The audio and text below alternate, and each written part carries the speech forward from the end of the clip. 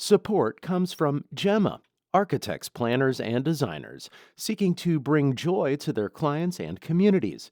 Details at gemastl.com.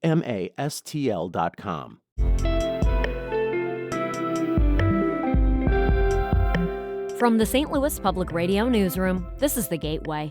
It's Wednesday, March 25th. I'm Abby Larico. An app developed at Washington University is making substance abuse recovery more attainable. And we have found significant reductions in use. So people who use the app and engaged with it were found to have a 50% fewer odds of reporting using illicit substances within a month. How cell phones are creating opportunities for treatment, coming up after this news on The Gateway. It was a busy day on the Missouri Supreme Court beat. First, the court has upheld the legislature's right to redraw congressional districts in the middle of the decade. STLPR's Jason Rosenbaum reports that the win for Republicans is not the end of the line-drawing battle. The court ruled 4-3 that even though there's no explicit authorization for mid-decade redistricting, there's no explicit prohibition either. That means it's still possible to implement a map aimed at ousting Democratic Representative Emanuel Cleaver of Kansas City.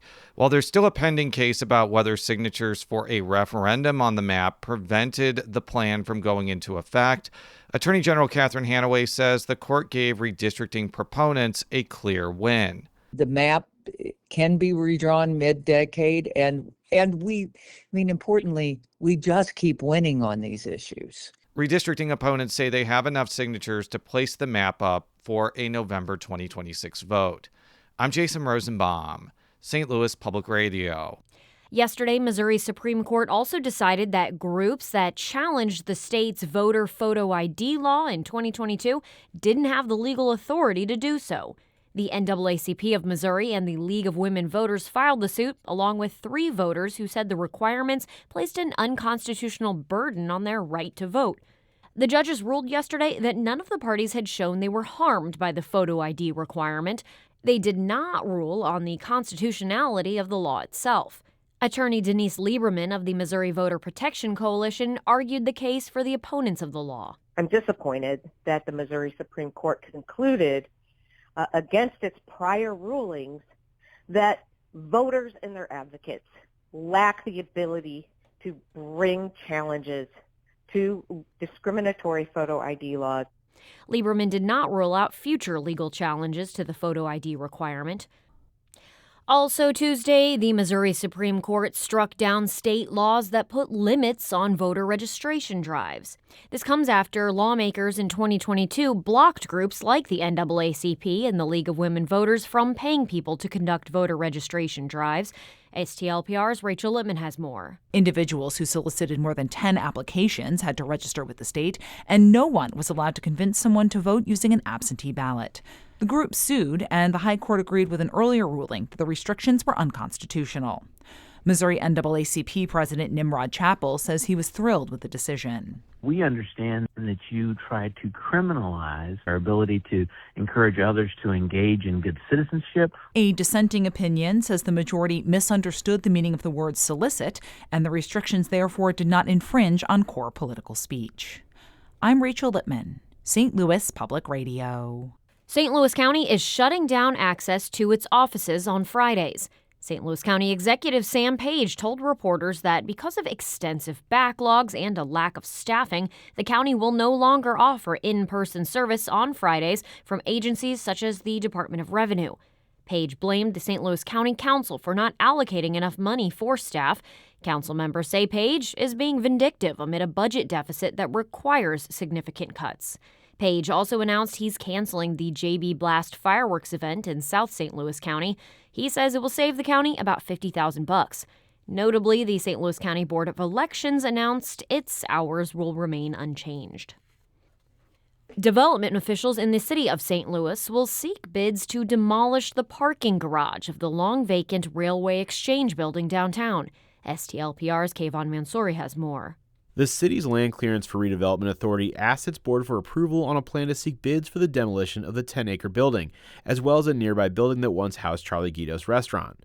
The city purchased the garage last year for $2.6 million with plans to demolish the graffiti-covered property. The garage and railway exchange building itself have been problem properties downtown for years due to continued break-ins, fires, and other issues. St. Louis's outgoing development head Otis Williams called the demolition bids a big move for the city as it attempts to find redevelopers for downtown St. Louis. The city is seeking to obtain the main railway exchange building through an eminent domain case. I'm Kayvon Mansouri, St. Louis Public Radio.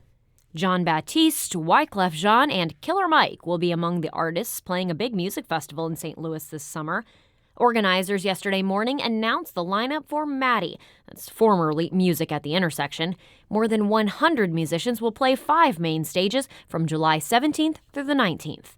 There will be plenty of big names, but many of the musicians have local ties, like jazz musician Keon Harold, rapper Tef Poe, DJ Charlie Chan of Run DMC, and rocker Steve Ewing. Festival passes are on sale right now, and tickets for a new kickoff event featuring Baptiste will go on sale Friday. For the full lineup, you can visit stlpr.org/Maddie2026. Temperature swings over the past few days might be giving some gardeners some headaches. Experts say those abrupt changes may have harmed plants like cherry or plum trees. Eliza Pesaro is a horticulture expert with the University of Missouri Extension in St. Louis County, and she says while some plants may have lost their flowers in the cold, others are thriving. At this time of the year, all of our brassicas, so like kale, broccoli, cauliflower, they all like the cold, and they can actually get a little bit sweeter with the cold. Pesaro says, though, if the flowers on your plants look dried up after a frost, they might not fruit.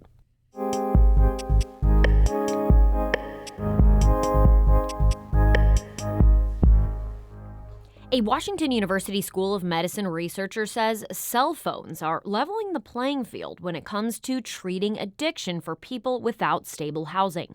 In 2018, a team at the university developed the uMAT-R app, it's spelled uMAT-R, to improve outcomes for people with substance use disorders. STLPR's Marissanne Lewis-Thompson spoke with Dr. Vidya Ishwaran, the lead author of a newly published study about how the app is removing cost barriers and taking a holistic approach to recovery. There are resources within the app if you need housing assistance or you need to find a job or looking for a food shelter. There's local resources within the app. There's also educational modules. And the name uMAT-R comes from the abbreviation MAT, which is for medication-assisted treatment, which is the gold standard, best evidence-based treatment for substance use disorders. And then I think the coolest part about the app is that there's actually the opportunity to engage with a real human being through the app. That's our health coach. This study focuses on the challenges people who have a substance use disorder face when they don't have stable housing. What is it about the uMAT-R app that has encouraged people to use it as a tool to aid in their recovery? One is recognizing that it's not just the medicine that people need, but the app really thinks about the whole person and has the resources for everything else. If you don't have food, how are you going to make it to your doctor's appointment to get your medication? If you don't have a job, how are you going to be able to pay the copay for your doctor, right? And so recognizing that it's not just the medicine, but everything else in a person's life that impacts their health and well-being, and those resources are within the app. I think the other thing that people really appreciate is the ability to interact with somebody in real time through the app. It's a real person who can talk to and can give them that individualized support that they need. Cost remains a barrier to treatment. And for some inpatient treatment facilities, the cost for a 30-day stint is a person's salary. How is the uMAT-R app easing that burden? The app is free for folks who are using it. All of our funding is through the Missouri Department of Mental Health, and we've been getting over 7 years of funding from them to be able to provide this free of charge to folks in Missouri. And so you get access to all of those resources I talked about before for free. And there are people in those facilities who are using this app. Yep. How, are we seeing a consistent patterns thus far that they're able to stay clean longer? So currently we've been studying 30-day outcomes, so from using the app to 30 days, and we have found significant reductions in use. So people who use the app and engaged with it were found to have a 50% fewer odds of reporting using illicit substances within a month.